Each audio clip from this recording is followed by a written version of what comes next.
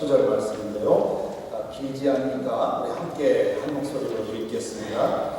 지혜를 얻는 것이 금을 얻는 것보다 낫고 명철을 얻는 것이 은을 얻는 것보다 낫다. 악을 떠나는 것은 정직한 사람이 가는 큰 길이니 그 길을 지키는 사람은 자기의 생명을 지킨다. 교만에는 멸망이 따르고 거만에는 파멸이 따른다. 겸손한 사람과 어울려 마음을 낮추는 것이 거만한 사람과 어울려 전리품을 나누는 것보다 낫다. 전에 성기단 교회에서 어느 교우로부터 가끔 듣던 말이 있습니다. 목사님, 우리 교인들이 매일 어떤 전쟁을 치르며 사는지 아십니까? 그런 질문이었습니다. 목사에게는 참 두려운 질문입니다. 저의 설교와 저의 목회가 교인들이 매일 치르는 전쟁에 별 의미가 없다면 그러면 저는 허공을 치는 셈이기 때문입니다. 사실 우리 모두는 다 전쟁을 치르며 살고 있습니다. 어떤 사람은 장애와 전쟁을 치르고, 어떤 사람은 질병과, 어떤 사람은 재정 문제로, 어떤 사람은 신분 문제로, 또 어떤 사람은 관계의 문제로, 또 어떤 분은 자녀의 문제로 전쟁을 치르지요. 목사는 뭐 전쟁 없는 줄 아십니까? 목사에게도 나름의 전쟁이 있습니다. 믿음으로 산다는 것은 항상 영원한 하나님 나라만 바라보고 사는 것이 아닙니다. 더 많은 시간을 육신의 문제, 물질의 문제, 그리고 이 땅의 문제들과 전쟁을 치르는 것입니다. 하나님 나라의 시각에서 보면 매일매일 우리가 대면하고 실현해야 되는 문제들이 하찮고 더덥고 요즘 애들 말로 찌질해 보일 수 있습니다. 하지만 그 찌질한 싸움에서 지면 하나님 나라를 생각할 겨를도 가지지 못합니다. 그러므로 믿는 사람에게는 두 가지 전쟁이 있다 할 수 있습니다. 하나는 매일 싸우는 그 찌질하고 하찮은 그런 전쟁이고요. 다른 하나는 하나님 나라를 향한 거대한 전쟁입니다. 어떤 사람들은 매일 싸우는 찌질한 싸움에 몰두되어서 하나님이고 영원이고 이런 거 전부 잊어버리고 사는 사람이 있습니다. 반면에 어떤 사람은 하나님 나라의 그 영원한 것만 바라보느라고 매일매일 싸워야 하는 찌질한 싸움을 건너뛰는 경우가 있습니다. 둘 다 잘못이죠. 우리는 한눈으로는 그 영원한 나라의 그 싸움을 보아야 하고, 다른 하나는 매일 대면해야 되는 그 하찮고 참으로 가망 없고 찌질한 문제들과 싸워야 합니다. 우리는 지난 주간에 잠언을 읽었는데요. 잠언은 여러 가지 생활의 지혜를 담고 있습니다. 이 책에 기록된 격언들은 대부분 지혜의 왕이라고 하는 솔로몬에게서 왔습니다. 이 잠언이 31장으로 되어 있어서 매일 한 장씩 읽고 묵상하기에 아주 안성맞춤입니다. 전에 제가 섬기던 교회의 어느 교우님은 하루에 한 장씩 잠언을 매일 필사해서 한 달이면 한 번씩 띈다고 합니다. 그걸 지금 몇 년째 해오고 있다, 그렇게 말씀을 하셨는데, 이 잠언에 기록된 말씀들은 주로 우리가 매일 감당해야 하는 그 찌질한 전쟁에 관한 가르침들입니다. 친구를 사귈 때 어떻게 해야 하는지, 충고를 들을 때 어떻게 하고, 다른 사람에게 충고를 해야 될 때 어떻게 해야 하는지, 보증을 서달라는 부탁을 받으면 어떻게 해야 되는지 등에 대해서, 그리고 부부관계에 대해서는 어떻게 하는지 여러 가지 그 점들에 대해서 다루고 있습니다. 잠언은 읽을 때마다 새롭습니다. 성경이 다 그렇긴 합니다만은, 왜냐하면 제 상황이 끊임없이 변화하고 있기 때문에 잠언에 기록된 수많은 말씀들 중에 제가 처한 상황에 따라서 울려오는 말씀이 다르다는 거죠. 그렇기 때문에 한 달에 한 번씩 이 잠언을 몇 년째 쓰면서도 계속 그 말씀이 새롭게 들리게 되지요. 저도 이번에 다시 한번 이 잠언을 읽는 동안에 전에 없이 공감되는 말씀들이 있었습니다. 여러분에게는 어떤 말씀이 공감이 되고 어떤 말씀이 와닿았는지 속회로 모이면 그런 이야기를 좀 나누면 좋겠습니다. 이 잠언은 특별한 구조 없이 여러 가지 말씀들을 묶어놓은 책입니다. 전통적으로는 1장 7절이 잠언의 핵심 구절이다 그렇게 되어 있죠. 이 잠언 1장 7절 우리 같이 읽어보겠습니다. 주님을 경외하는 것이 지식의 근본이었는데 어리석은 사람은 지혜와 한계를 멸시한다. 여기 경외한다 하는 그런 단어를 썼습니다. 이 말은 영어로 fear 혹은 awe 혹은 reverence라고 번역을 합니다. 경외한다 하는 말은 무섭고 두려워서 피한다 그런 뜻이 아닙니다. 구약학자 리오 퍼듀라고 하는 학자가 이 잠언에서 사용된 경외라는 말의 뜻이 어떤 것인지 이렇게 설명을 합니다. 잠언에서 주님을 경외하는 것은 믿는 사람의 태도를 말하는 단어로서 하나님이 생명의 창조자이며 주관자이시고 모든 지혜의 원천이고 지혜를 주시는 분임을 고백하는 태도를 말한다. 인간이 알아야 할 지식 중에 가장 기초가 되는 것은 하나님이 누구신지를 인정하고 알고 신뢰하는 것입니다. 모든 것의 근원이신 하나님을 알아야만 그분이 창조한 이 세상에 대해서도 제대로 알 수 있다는 얘기죠. 하나님을 배제한 채 얻은 지식은 불완전하고 모순되며 결국은 무너지고 말 것입니다. 이와 비슷한 말씀이 9장 10절에도 나옵니다. 9장 10절에는 이렇게 되어 있는데요. 같이 읽어볼까요? 주님을 경외하는 것이 지혜의 근본이요 거룩하신 일을 하는 것이 슬기의 근본이다. 여기서는 지혜라는 말을 썼죠. 앞에서는 지식이라고 했는데 지식은 상황과 관계없이 습득할 수 있는 그러한 대상을 말합니다. 반면 지혜는 변화하는 상황 속에서 어떻게 적절하게 대처하느냐 하는 것이 지혜입니다. 초등학교를 다니다 말아서 겨우 성경을 읽을 정도의 지식밖에 가지고 있지 않았던 제 어머니는 지식은 없지만 지혜에는 탁월했습니다.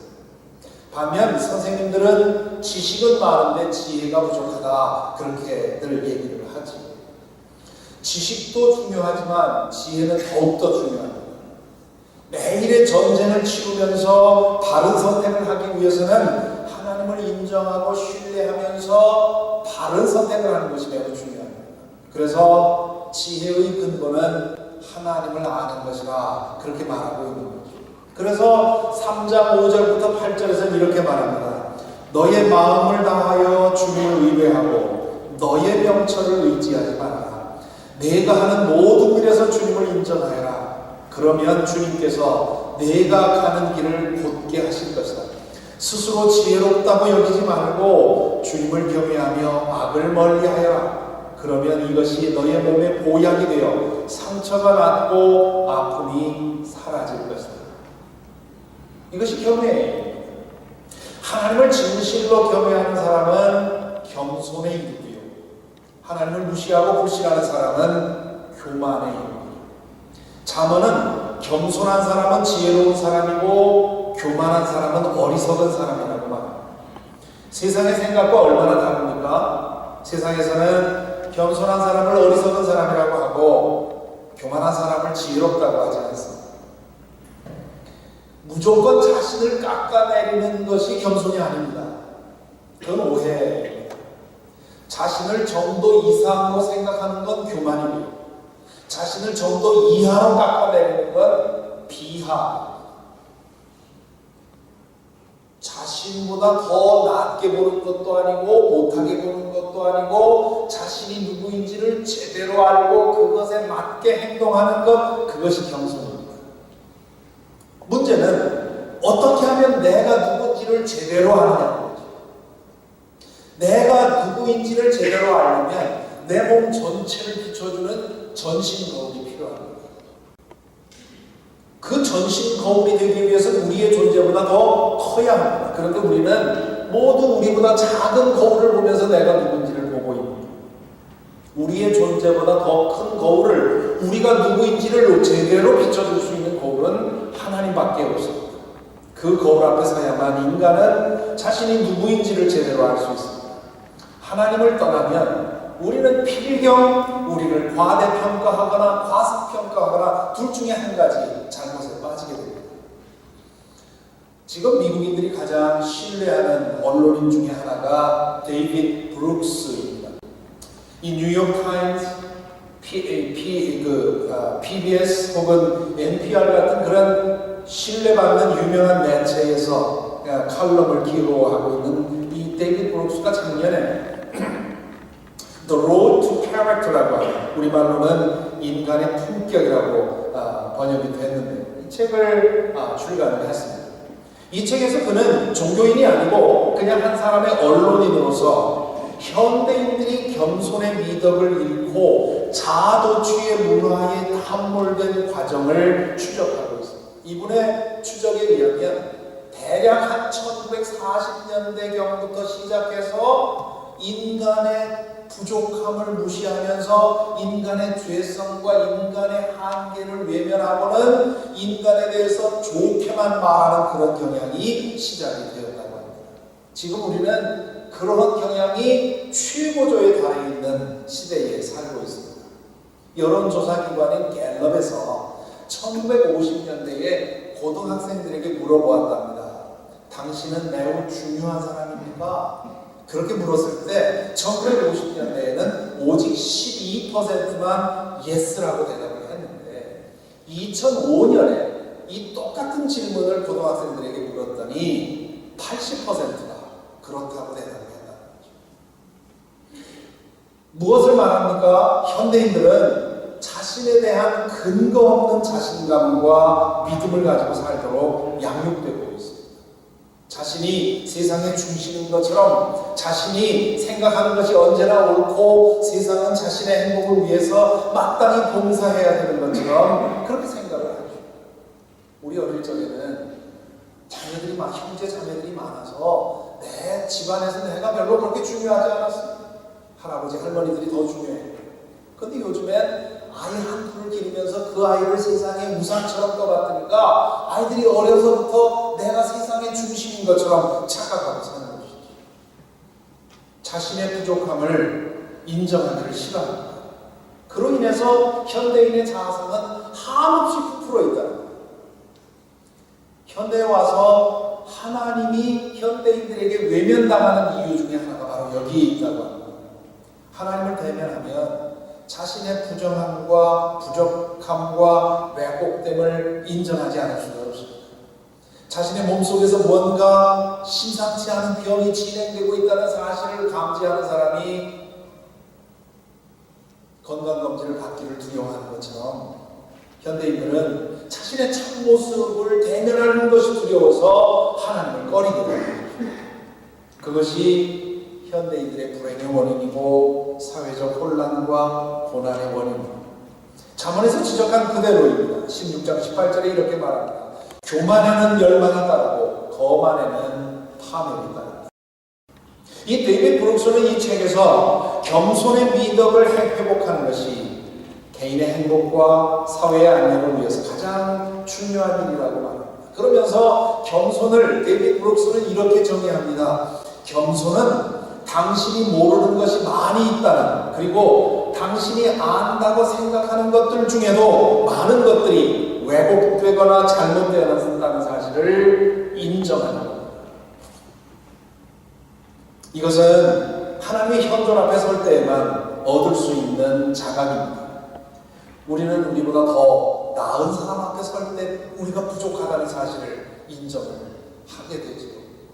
저도 한때 학자라는 이름으로 살았는데, 그런데 대단한 학자를 만나게 되면 학자라는 말을 떼버리고 싶은 그런 충동을 느낍니다. 영적으로 깊어지기 위해서 정진하고 있지만 영성이 깊은 사람 앞에 서게 되면 내가 껍데기라는 사실을 느끼게 됩니다.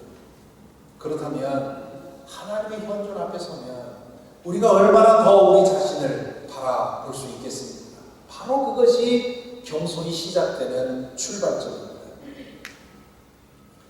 미국 생활을 다시 2002년에 미국에 와서 다시 미국 생활을 시작할 때 만났던 어떤 선배의 이야기가 생각이 납니다. 그분은 저보다 한 20년 먼저 미국에 와서 백인 주류 사회에서 나름대로 실력을 인정받고 사는 분이었습니다. 그분이 막 이민 생활을 시작하려는 저에게 주시는 충고의 결론은 아주 간단하고 명료했습니다.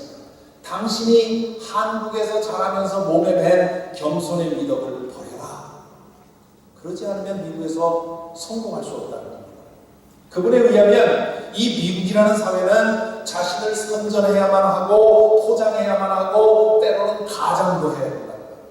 자신의 몫을 얻기 위해서는 끊임없이 불평하고 싸워야 한다.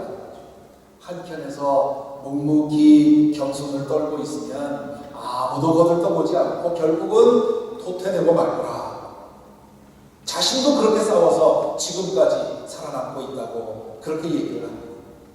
그분은 스스로 믿음이 깊다고 생각하는 신앙입니다. 예나 지금이나 겸손은 매력없어 보입니다. 승산없어 보입니다. 세상은 겸손한 사람들을 인정하고 높여주는 것 같지 않습니다. 오히려 무시하고 짓누르고 따돌리는 것 같아 보입니다. 요즘 우리가 보고 있는 미국 대통령 선거 현실만 보아도 그렇습니다. 망발과 허세로 교만의 극치를 연출하고 있는 사람에 대한 열광이 식을 줄 모르고 있지 않습니다.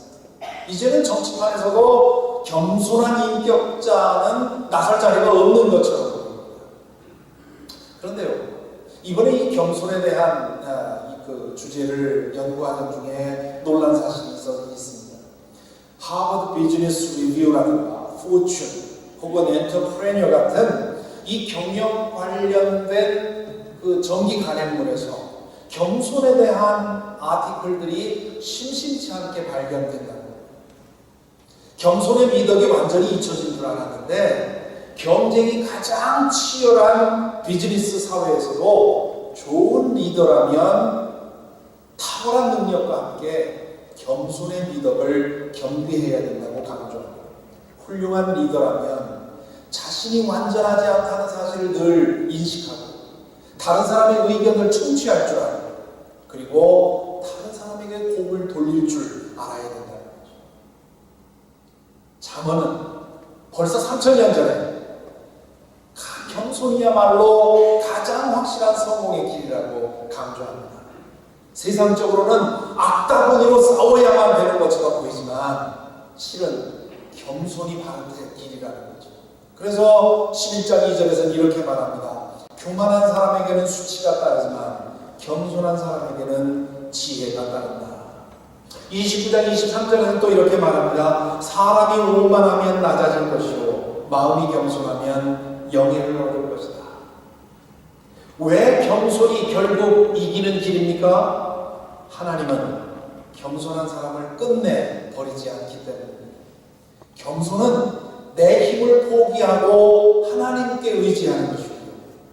교만은 하나님의 힘을 거부하고 내 힘을 사용하자는 것입니다. 어떤 것이 더 가망 있어 보입니까? 잠언 6장 16절부터 19절에서 이렇게 말합니다. 주님께서 미워하시는 것, 주님께서 싫어하시는 것이 67가지다. 교만한 눈과 거짓말하는 혀와 무죄한 사람을 피 흘리게 하는 손과 악한 계교를 꾸미는 마음과 악한 일을 저지르려고 치닫는 발과 거짓으로 증거하는 사람과 친구 사이를 이간하는 사람이다. 그러므로 하나님을 경외하는 사람은 누구나 누구를 대하든 겸손으로 대하게 됩니다. 눈빛으로도 말로도 행동으로도 자신을 드러내려고 주장하지 않습니다. 그의 관심은 어떻게 하면 상대방을 배려하고 존중할 수 있는가 거기에 집중이 되는 겁니다. 악한 세상은 그런 사람을 높여주고 인정해주기보다는 깔보고 무시하고 외면하고 짓누릅니다. 하지만 하나님께서 그 사람과 함께 하신다는 것이죠. 영어로 겸손을 humility 그렇게 부릅니다. humble하다 그렇게 얘기를 하지요. 그런데 이 humility와 같은 뿌리를 가진 전혀 다른 의미의 단어가 있습니다. humiliation이라고 하는 단어죠. 모욕당한다 할 때 사용하는 말입니다. 다른 사람에 의해서 끌려내리는 일을 당할 때 우리는 I was humiliated 그렇게 얘기를 하죠. 이 단어를 실감하게 만들어주는 일화가 있습니다. 다윗의 이야기인데 사무엘하 16장에 보면 다윗이 아들 압살롬의 반란으로 인해서 피신하는 장면이 나옵니다. 바후림이라는 마을에 이르렀을 때 사울 왕의 친척인 시므이라는 사람이 다윗 일행이 쫓겨가는 것을 보고는 입에 담을 수 없는 모욕과 저주를 퍼붓습니다. 다윗이 사울의 왕권을 빼앗았다고 생각하고는 그렇게 모욕을 한 것이죠. 이렇게 모욕을 당할 때 he was humiliated 그렇게 표현을 합니다. 이런 일을 당할 때면 인간적인 감정에 따르자면 잔인하게 복수를 꿈꾸게 되지요. 하지만 성경은 거듭해서 우리에게 뭐라고 합니까? 아무에게도 악으로 악을 갚지 마십시오. 그렇게 말합니다. 그러면 이런 일을 당할 때 우리가 어떻게 그 일을 감당할 수 있겠습니까? 다시 다윗의 이야기를 보십시오. 다윗의 부하인 아비새가 시므이의 그 언사에 격분해서 단칼로 그를 쳐 죽이겠다고 다윗에게 허락을 구합니다. 그때 다윗이 한 말이 참 기가 막힙니다. 뭐라고 하느냐면 수루야의 아들아, 이게 아비새에게 하는 말입니다. 수루야의 아들아, 나의 일에 왜 너희가 나서느냐? 주님께서 그에게 다윗을 저주하라고 분부하셔서 그가 저주하는 것이라면 그가 나를 저주한다고 누가 그를 나무랄 수 있겠느냐? 주님께서 그에게 그렇게 하라고 시키신 것이니 그가 저주하게 내버려 두시오. 혹시 주님께서 나의 이 비참한 모습을 보시고 오늘 시므이가 한 저주 대신에 오히려 나에게 좋은 것으로 갚아주실지 누가 알겠소? 하나님을 진정으로 믿는 우리라면 여기까지 갈 수 있어야 하지 않을까요? 하나님을 경외하고 그 마음으로 만나는 모든 사람들에게 겸손할 뿐만 아니라 누군가가 나를 심하게 모욕할 때조차도 하나님께 맡기고 잠잠히 있어야 하지 않을까요? 나의 악다구니로 보복하려 하지 말고 하나님께서 그분의 방법으로 해결하시도록 맡기고 기다릴 수 있어야 하지 않을까요?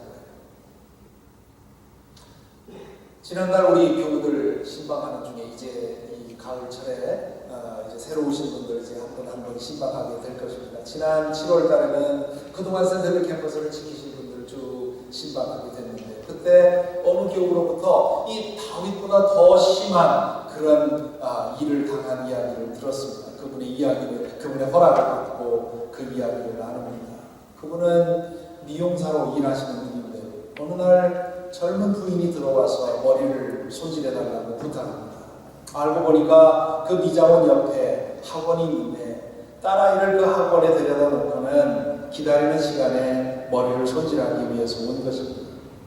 머리를 막 손질한 지 얼마 되지 않아서 그 딸이 툭 물어가지고는 미장원으로 들어옵니다. 그러자 그 여인이 그 딸에게 역정을 내며 묻습니다. 아니 너 끝나려면 아직 멀었는데 왜 벌써 왔어? 싫어, 나 저 학원 안 가. 왜? 뭐 때문에? 선생님 마음에 안 들어. 그 이후에 그 엄마가 하는 이야기를 듣자 하니 전에도 그런 일이 있었던 것 같습니다. 데려가는 학원마다 이런저런 핑계를 대면서 안 다니겠다고 고집을 부린 겁니다. 오늘 또 간신히 달래가지고 새 학원으로 데려왔는데 또 엉뚱한 핑계를 대면서 안 다니겠다는 거죠. 엄마로서는 뚜껑이 열릴만 하지요.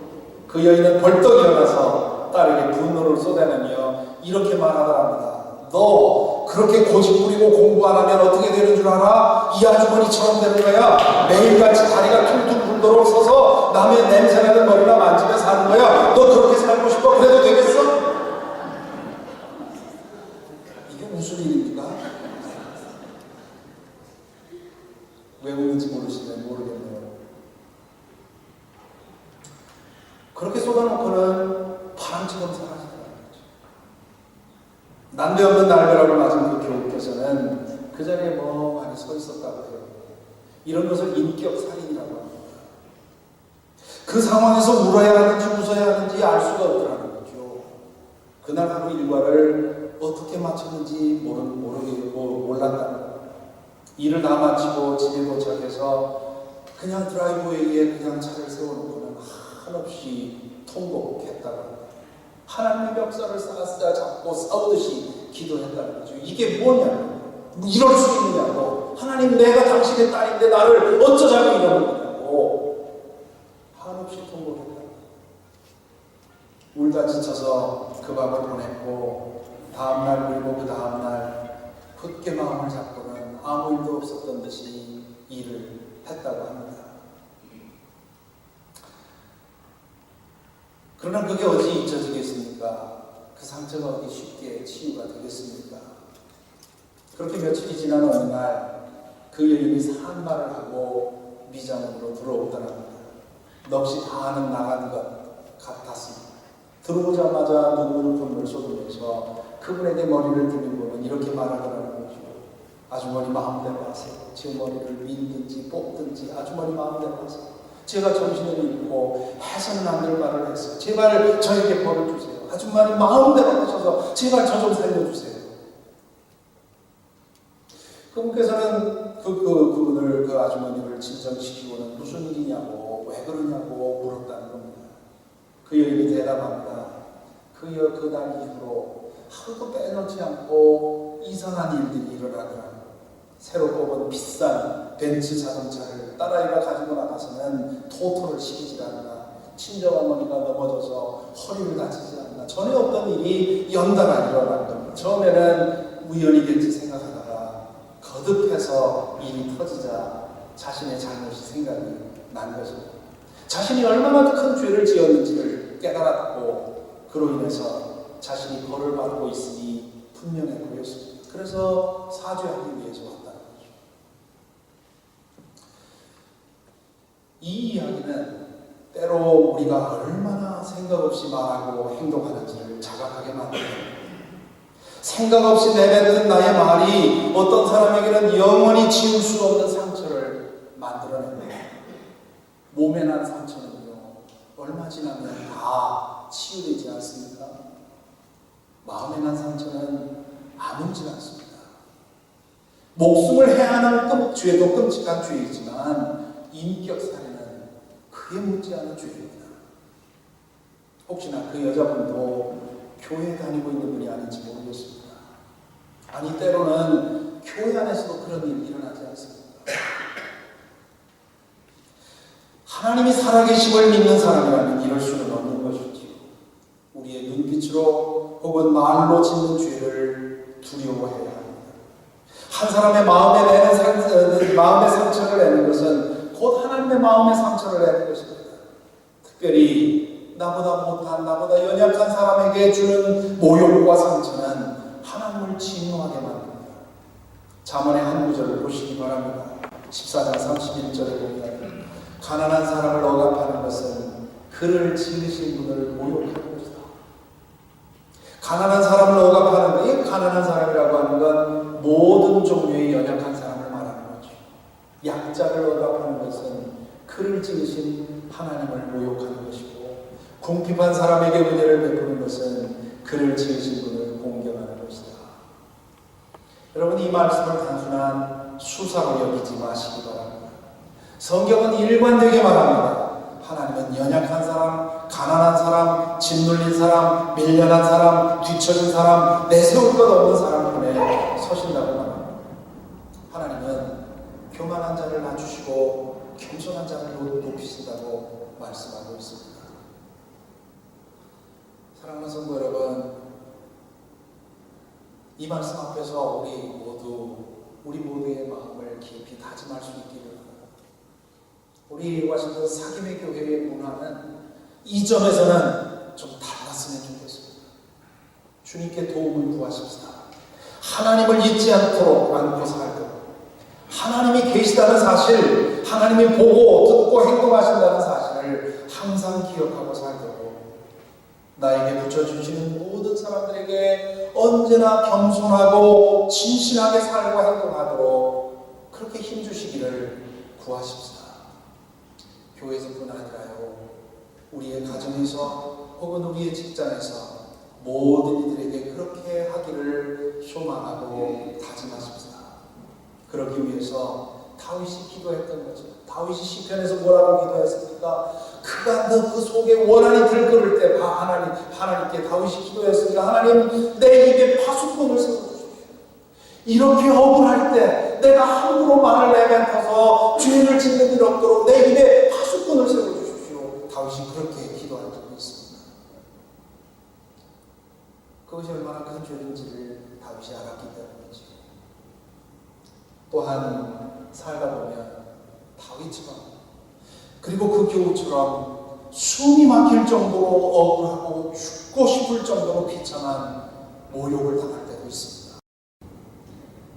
평생 살면서 그런 사람과 한 번도 얽히지 않으면 얼마나 좋겠습니까? 그런데요, 착하게 살아도, 아니 착하게 사는 사람이 더 그런 사람과 얽힐 가능성이 있습니다. 그거 피할 수 없는 일입니다.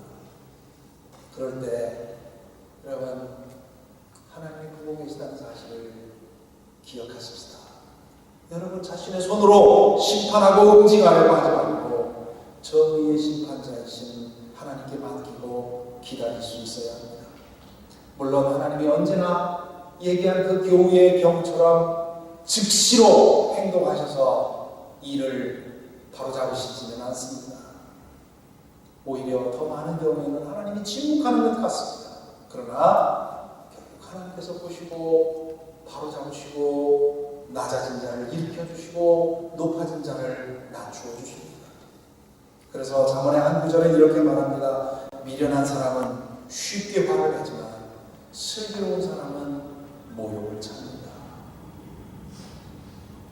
하나님께 대한 경외심, 그리고 이웃에 대한 겸손, 바로 이것이 잠언이 오늘 우리에게 전해주는 생명의 길입니다. 부디 저와 여러분, 우리 모두가 매일의 전쟁을 치루어가는 하루하루 이 두 가지 미덕을 기억하면서 이 두 가지 미덕을 간직하고 살아가게 되기를 간절히 기원합니다. 기도하겠습니다. 잠시 묵상 가운데 오늘 말씀을 통해서 들려주시는 성령의 음성을 들어보십시다. 먼저 오늘 말씀을 들으면서 내가 그동안 나의 언행 심사를 통해서 혹시나 누구에겐가 아픔과 상처를 준 일이 없는가 돌아볼 수 있기를 바랍니다. 그런 일 없는 사람 아무도 없을 것입니다. 저를 포함해서. 그러므로 먼저 주님, 내가 그동안 주님 보고 계시고 주님 살아계심을 망각하고 함부로 말하고 함부로 행동해서 아픔을 준 일이 많았습니다. 그로 인해서 상처를 받은 사람이 있다면 주님 위로하여 주시고, 그 사람이 생각난다면 나로 하여금 용기를 내서 용서를 구할 수 있게 하옵소서. 그런 기도가 이 시간 있었으면 좋겠습니다. 뿐만 아니라 여러분 가운데 이 다윗처럼 혹은 그 교우처럼 지금 그런 어려움을 당하고 있는 분들도 있을 것입니다. 주님, 나로 하여금 주님께서 다스리시는 것을 믿고 잠잠히 거하여 주님께서 행동하시는 것을 보게 하옵소서. 그런 기도가 있었으면 좋겠습니다. 우리가 매일매일 치러야 하는 전쟁 때문에 우리의 마음이 완악해져서 악으로 악을 갚지 말게 하시고 하나님께 맡기고 우리는 오직 진실하게 신실하게 섬기며 살아가게 해주옵소서.